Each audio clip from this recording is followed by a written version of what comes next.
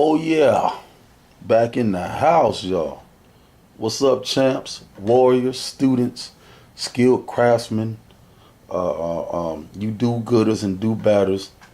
Let's all pray and act for good to befall the planet. How y'all feeling? What's up, L Team? What's up, LDBC?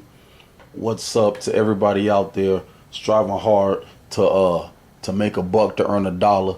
And like my man Stone Cold used to say, y'all take a drink for the working man. Look at beer for the working man.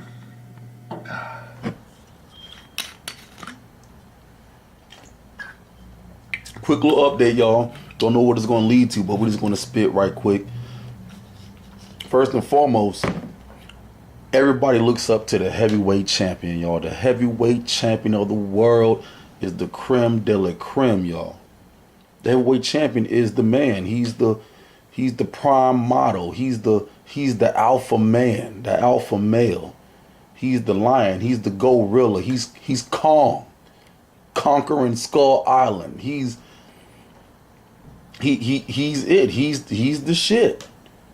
Everybody looks up to the heavyweight champ. I was so surprised in watching videos and listening to y'all videos and just, looking at all the aftermath of everything of how many people look up to Deontay Wilder and Anthony Joshua.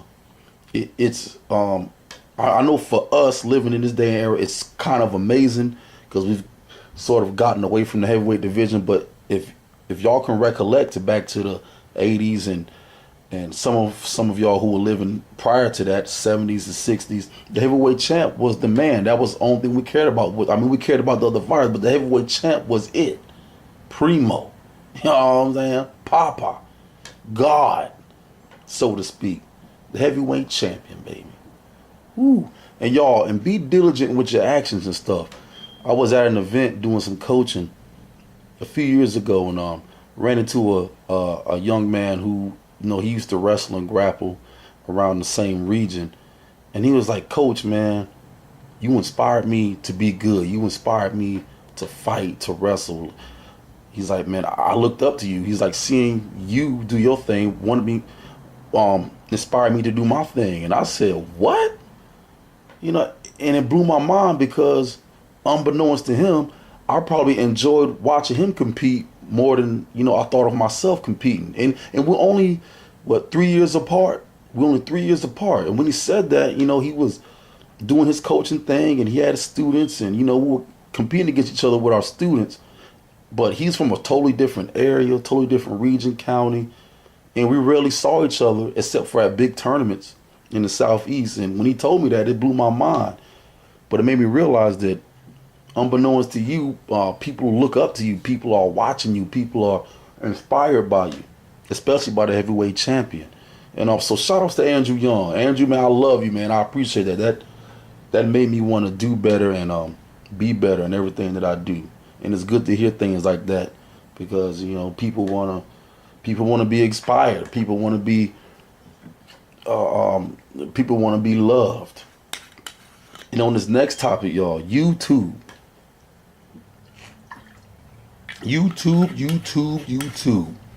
Y'all, it's discouraging when you put out content. It's already difficult enough, at least for us, to upload because you got all different types of material and music and copyrights and all this stuff. The last 4 videos we've actually been trying to upload, but the last 4 videos YouTube blocked it. It used to be where YouTube would let you put the video up and it'd be blocked in certain countries, or the content that you have, they would just blot it out. Now they won't even let you put it up. I don't know if y'all going through the same thing, but the past 4 videos and they were all fights. The Jared Hurd fight, the Laura fight, Terrence Crawford versus they made him undisputed. This is crazy. Versus Ndongo and Floyd Mayweather versus McGregor. Now, really, y'all, we put that up there just so you can hear the people there at the fight party that were talking, because there was some great topics of conversation, like classic dialogue, boxing dialogue between men and women. You'd be surprised. These women are boxing fans too. They fighters, they warriors too at times.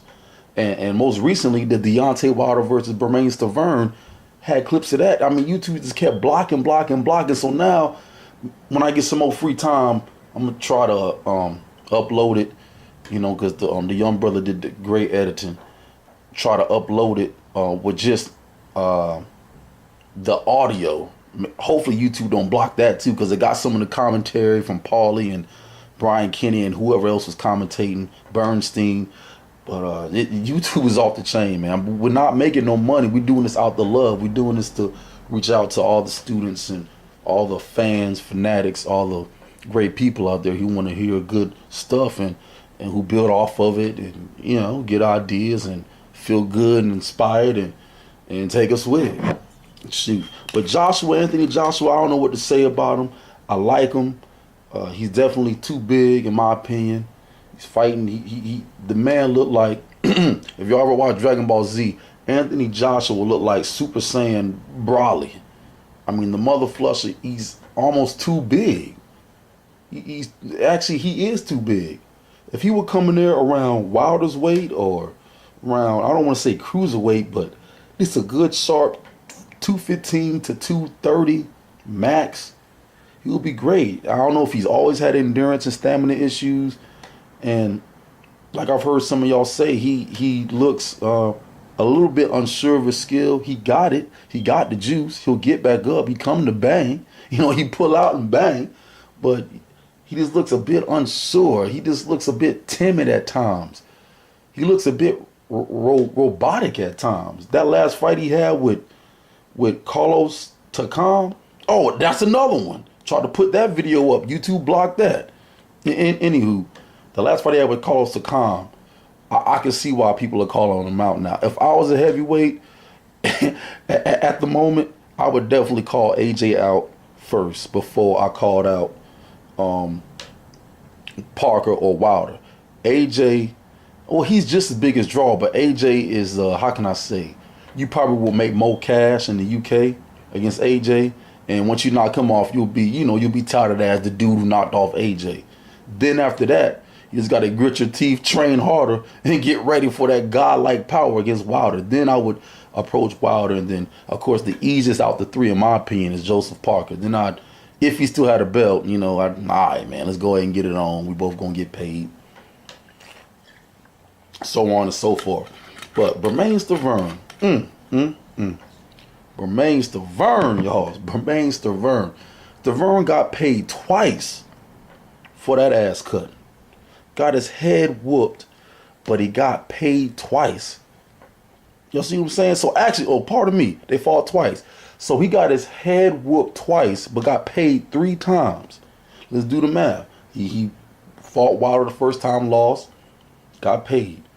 Got paid to step aside money, to sit down and hush up, and try to do something, stay active, which he didn't do. I don't know why you think you can just come up in there and get the champ, like Jadakiss say. If you want to see the champ, dog, you got to get into shape. And he didn't do that, but he got paid to step aside. Then he finally came around, old dude was juicing, Ortiz, and he got paid again and got whooped even worse, like he stole something. Great day. Got whooped even worse. And I don't know what it is about them Haitians. See, I got a sister who's Haitian, and her and her mammy, her mother are Haitian, and they just will not admit defeat. They will not succumb. I don't know if that's their culture, or if that's the same spirit to where when they revolt against the French, they just are some hardcore people. You know what I'm saying? They just hardcore. And I love you, Mooka. I love you, boo. What's up, sis? But there's nothing wrong with a loss. There's nothing wrong with a loss. I don't understand well, I do kind of understand it, but it just blows my mind that people are afraid to lose, to get in there and mix it up. You mix it up with the best to see who's the best. There's nothing wrong with a loss. Y'all, do y'all understand? I know you fanatics do, but the greatest fighters in history from time immemorial all have a loss. They all have a loss, or 2 or 3 or 20 or 30 losses. The greatest fighters, warriors of all time, all have losses. Do y'all understand? rather amateurs, pros, they all have losses. Like Baracko says, undefeated does not mean undisputed. I mean, and we can go all the way back to the Bible. Y'all, Samson had losses. You know what I'm saying? Nimrod had losses. Shoot, Hercules had losses. Sugar Ray Robinson had losses. Henry Armstrong, Sandy Sadler, Willie Pep, Roy Jones Jr., Muhammad Ali, Joe Louis. All the greats, all these dudes had losses.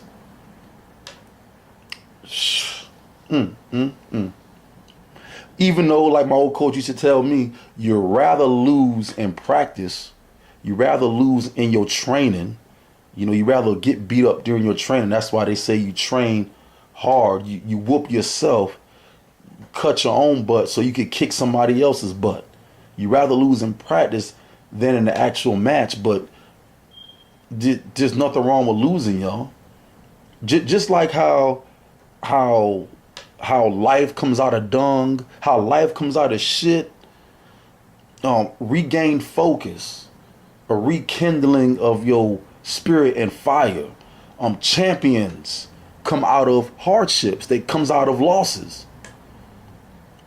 There's almost like in my mind, you gotta lose to come back and buzz heads. Somewhere you got to. How can you, without that taste of defeat, without that taste of sourness, and how can you come back even more? How can you set your mind to get to that level without that pain, without that stake through your heart that you got to pull out and rehabilitate from to come back even stronger? That's how our body works. If you know anything about the science of muscle building or strength building, your body's constantly breaking down while you're working out. I mean, down to the molecular level. Your bones, your blood's breaking down. It's getting rid of the weak, the excess. It's getting it out your body. Your bones are breaking down on a molecular level and building back stronger so it can withstand the pain that is going through whatever you're doing, right? You're punching brick or jumping rope or hitting the bag or running. Your body is literally shedding. It's adjusting to whatever you're doing so it can so your body can handle whatever it is that you're doing. So even on the smallest level, on the atomic level, your body is breaking down so it can come back stronger. Minor setbacks for the major comebacks, baby. Shoot, I was reading about Bruce Lee with Infinity a few years back, some of his early stuff. And it was talking about how Bruce Lee used to get his ass towed up, y'all, when he was in them. He was a young man, like we all were. He was involved in the street life, gangs, and just running with the local fellas. But it was saying how he used to get his head whooped out there in the streets. He was getting, his ass, running around doing stuff the young men do, thinking they tough, and he used to get his ass towed up, until he found the legendary Yip Man. And the legendary teacher, and started getting taught by him. But yeah, y'all, discipline yourself and uplift your health, y'all. Uplift your health. And if you can't do that on your own, then you should seek out ones who can help you. Seek out those coaches, those teachers who can help you. And while I'm thinking about it, I'm getting so tired of these lightweights. I was watching Sean Porter. What was that? This past weekend with the Deontay? But yeah, that was this past week. Yeah, this past weekend was the 4th. I was watching Sean Porter and all them other Sergey Lipinets go crying behind, and it just made me realize, like, I see exactly what shout outs to Mr. Boxing Today and Blood Boxing, everybody else who's heavyweight oriented, who's heavyweight centered. I can see why they only focus. I'm just getting tired of these little dudes coming in there and, like, man, the heavyweights it's just the man's division, y'all.